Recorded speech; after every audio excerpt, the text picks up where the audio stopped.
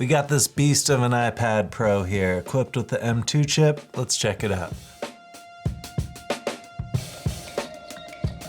Apple has been making steady gains with their own chip manufacturing, starting with the M1 and now the M2. And next year, we're probably going to be seeing the M3. So why not drop this new chip into everything and we can just call it new? That's pretty much what happened to this new iPad Pro. There are a few other cool features and added bonuses that we'll get into with this 12.9-inch model. And if you are the type of user that relies on the power and speed of these things, these few additions will help out a lot. So first off, the M2 chip, the biggest difference and something that will get you faster gaming, processing, exports. It'll trickle down into all aspects of use. It feels really incredible. It's super snappy and responsive. I can definitely see a difference and feel it when I'm using it. It's just so fast. No blockages for your creativity. I really have been enjoying Stage Manager on this bigger screen. It makes it much easier to use for multitasking and research, writing scripts, while having practically a dual monitor setup going with my MacBook. It's really nice. This new iPad Pro also takes advantage of the Wi-Fi6E, which is a great increase to speed, but you do need a corresponding Wi-Fi6E equipped router to keep up. Then once you're up and running, you have this as an instant production manager. You can just get your ideas out as fast as possible. For a lot of us creatives, I know time is money, and so the time that you are saving on exports and all that stuff, that's all quality of lifetime coming back to you. So if the price of this new iPad Pro doesn't scare you off and you have the need for speed, this is the iPad to get. You can now record ProRes video on this iPad. I'm not quite sure why you would need to, other than a selling point for the M2 chip. Let's check out an example of the quality, but just remember, filming in ProRes is going to eat up your storage memory really fast. But this is what it looks like. Hey iPad. You're recording in ProRes right now, eating up all of my memory. That's okay. So this would be a way to use your iPad Pro to do demos, tutorials, stuff like that. What is tough is that you cannot see what you're looking at. I'm also having to use Filmic Pro. Even though Apple has been saying you can record in ProRes, it's actually not a feature available yet. So you have to use Filmic Pro, and you can go through all these different settings.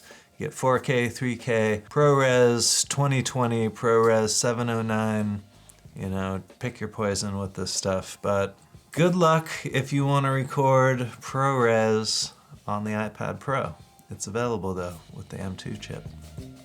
Here's one of my favorite things about the iPad Pro, and it's the screen size. Now, only the 12.9-inch has the mini LED display passed down from the last few models, and it looks really nice, which is why it survived the test of time. The screen looks much better than the Air, but when you're going down to the 11-inch, it doesn't matter. That doesn't have that option. So you might as well just get yourself an Air, save yourself $500. It's plenty fast. The Smart Folio keyboard that comes with this is nice. It's got a USB-C port right here so that you're going to have two USB-C ports that go into this. But it's a little big and it's a little heavy and clunky when you fold it all down, and I can't really see myself taking this around to many places. This is something that would just live on my desk and be part of my workstation. I did recently test out the new Smart Folio keyboard for the more inexpensive iPad Gen 10, and that is actually a much better design than these. I really enjoyed just being able to quickly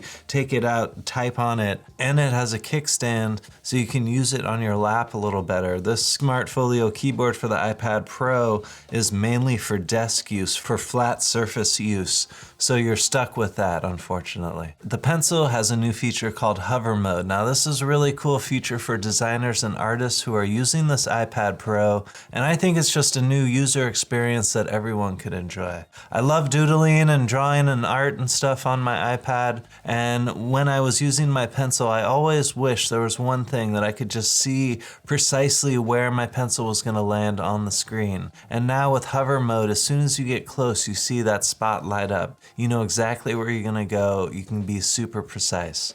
Now with hover mode, can I just do one click and not have to tap the screen? That would be a great feature. Now you're using the pencil as kind of a laser cursor, clicking where you want to go. I think that would be a nice option than just having to hit the screen every time or touch the screen whenever you wanted an option. But I'm definitely liking this new hover mode, and I'm really looking forward to the developers and apps to really take advantage of this.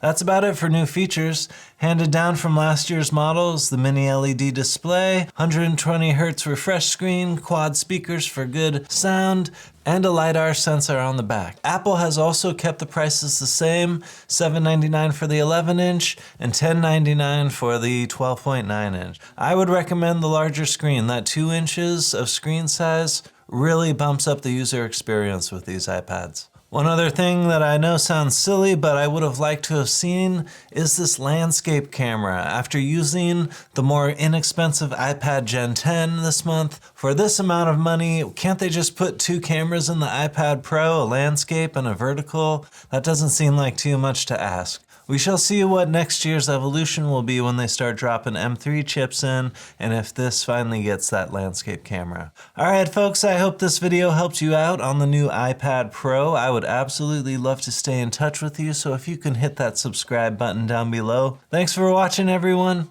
take care.